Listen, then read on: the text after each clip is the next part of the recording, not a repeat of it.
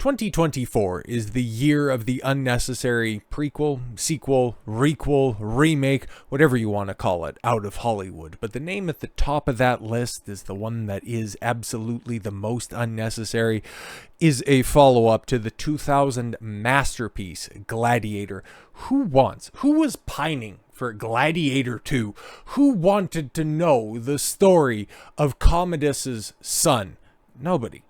Nobody wanted that. Nobody. That was a perfect film. It's still a perfect film. I'm not going to take this film as canon at all whatsoever because I've seen the later day output of Ridley Scott. And well, there is a potential out there that this is a fantastic film. It's going to go ahead and exceed everybody's wildest expectations. But have you seen what he's done? Did you see what he did last year with Napoleon? Okay, even if you want to keep it in the confines of something that is historical, or even something that Ridley Scott initially came up with, and then he further iterated on it with the Aliens franchise. No, what is the hope? If I'm to put a percentage number that this thing is going to even just be tolerable, I'm putting it at about 5%, okay? And then, just like with the Joker 2 news, if you were already worried about it and you thought, you know what, hey man, if they just keep it keep it measured with your approach, there's a hope. You could tell a more grounded, character-based story. Well, no, that's just clearly not going to be the case, especially with a certain aspect of the Joker 2. And then, oh my god, we get stories like this coming out for Gladiator 2, and well, I think the picture kind of tells it all. Ridley Scott's very expensive Roman holiday with accidents on the set, complaints about animal abuse, and now reports that the production went wildly over budget. Oh boy.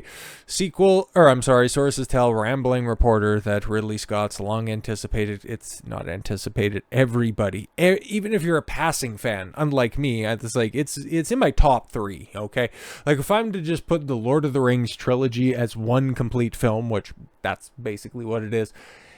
Man, like it's up there. Obviously, you know, you can see in the background we got Godfather 1 and 2, and if they ever did a sequel to that duology, I don't know how it could live up to expectations. But there's some other things that I kind of like, but when it comes to films that I enjoy thoroughly and that are also very well made, at least top 5. At least top 5, potentially top 3, because I also got to throw in Pirates of the Caribbean, the first one, and I might be forgetting something very obvious over the top of that, but you never needed a sequel. Nobody was looking forward to the sequel. When it was announced, everybody was going, why? What story? That's what? No, stop it. Ridley, no, go home. But anyways, yeah, is leaving Paramount executives feeling a bit like Joaquin Phoenix's Emperor Commodus, terribly vexed. Yes, wanting to, string Ridley Scott up, just like Maximus, underneath the Colosseum right before the climactic battle. Just lean into him and go, smile for me, brother. And then you know how the scene goes. Initially budgeted for $165 million, which is, unless you're going to do all practical sets, unless you're recreating Rome, why do you need $165 million for this? Sources say that figure has ballooned to something closer to $310 million. Yeah, Ridley Scott is a legend, okay? He's done some great work. Just none of that in the past couple of decades. No wonder Paramount is potentially going out of business, looking at a merger with the other dumbest company in Hollywood, with Warner Brothers. Like, what are we doing? Insiders insist, yes, the net cost of the 49-day shoot was under $250 million. Oh my, that's still way too much money, man. It's not going to make that much money. Unless it's great, I doubt it. It is a runaway, one source. Oh yeah, it says one source. It's not being managed. The strikes account for some of that money. Fair enough, but going from $165 million to even $250 million, that doesn't account for that. A shutdown starting in July reportedly cost $600,000 a week. How does it cost that much money, or a total of $10 million? Okay, sure, $10 million. That was still only put at $175 million. Where did the rest of the money go? Yes, until Scott resumed shooting in December. There were some reports he kept cameras rolling during the work stoppages. Yeah, that's fine.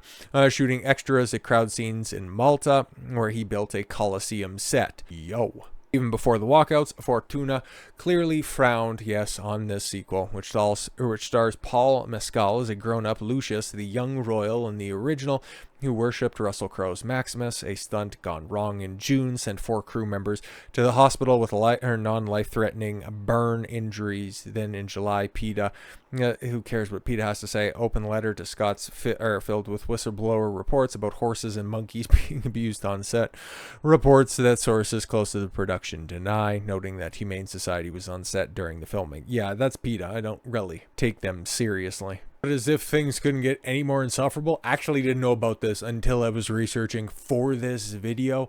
I talked about this with the Fantastic Four thing, okay? By the time 2025 rolls around, and who knows if that's actually going to be the release date for the Fantastic Four. Everybody's already going to be sick of Pedro Pascal, and he's going to be a part of Gladiator 2. Another red flag, but Pedro Pascal talks about the scale of Gladiator 2 and what it's like working with Ridley Scott. Oh my god, like this asshole also cried and pretended to have a panic attack at a recent award show. Actor Pedro Pascal, best known as starring roles in The Mandalorian and The Last of Us. Up next is that he's taking on another major franchise.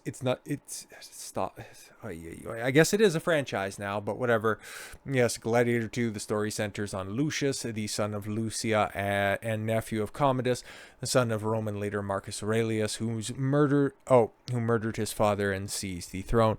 Commodus met his downfall of the Gladiator ring. Yes, we know all of the stuff. If you're unfamiliar with Gladiator, for as much as I'm absolutely detesting the idea of the sequel, go watch the original. It's damn fantastic. I've watched it within the past 5 years. Holds up tremendously. And even if you just want to, compare it to what we're getting in today's day and age, man, it's going to be a huge breath of fresh air. It's so good. Ridley, what happened?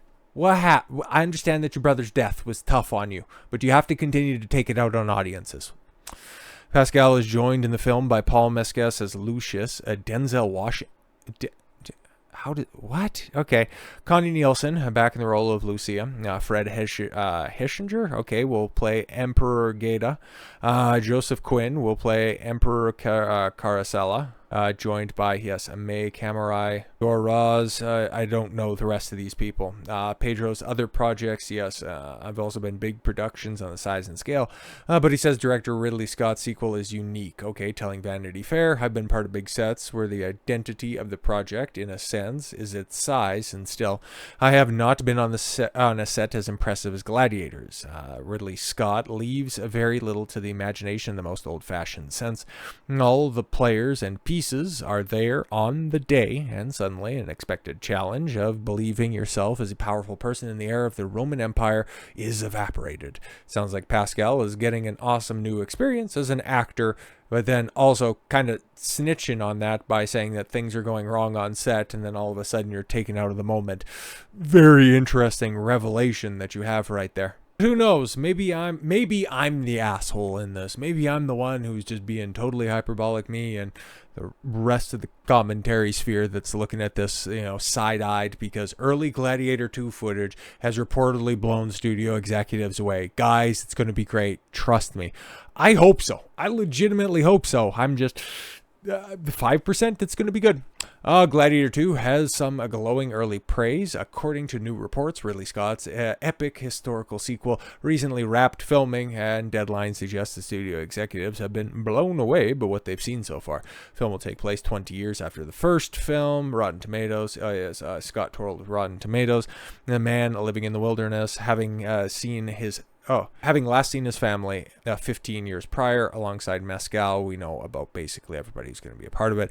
Speaking to Total Film last year, Scott spoke about casting After Sun's Mescal in the lead role. I can see Paul Mescal being as big as Russell Crowe for sure. Ooh. I watch Normal People. It's not my kind of show, but I saw 4 episodes in a row. Boom, boom, boom. There'd be another boom to that. I was thinking, who the hell is Paul Mescal? And then I watched the whole series, and then suddenly Gladiator 2 came up. Just suddenly it came up. Not like whatever, because the script was working pretty well. That's what you want, okay? Just the addition to a legendary film. Just something that I thought of. It's not like he was inspired to continue the story. It's just, the script was working pretty well, so I just thought, screw it. I'm going to build the Colosseum. And I kept thinking about Paul, and that was it. Scott has reportedly lined up his next project too. Deadline also reporting that he's in talk to direct an untitled Bee Gees movie. Interesting. So yeah, this is supposed to come out towards the end of 2024. I don't know, man. Like I said, if you couldn't tell already, I'm pretty trepidatious about this, and everything that I read from Pedro Pascal to, we kind of had the idea for a script, to now the over $300 million wasted on it. In the year of the flop, in the year of crazy news stories, Gladiator 2 either being a spectacular failure or a triumphant victory of perseverance and overcoming studio limitations, it really could be a coin toss at this point in time. I'm just not going to hold my breath for a success. So with all that said, thank you all very much for the gift of your time. I've been Don Consuelo. I want you to follow your gut and get after it. Take care, everyone.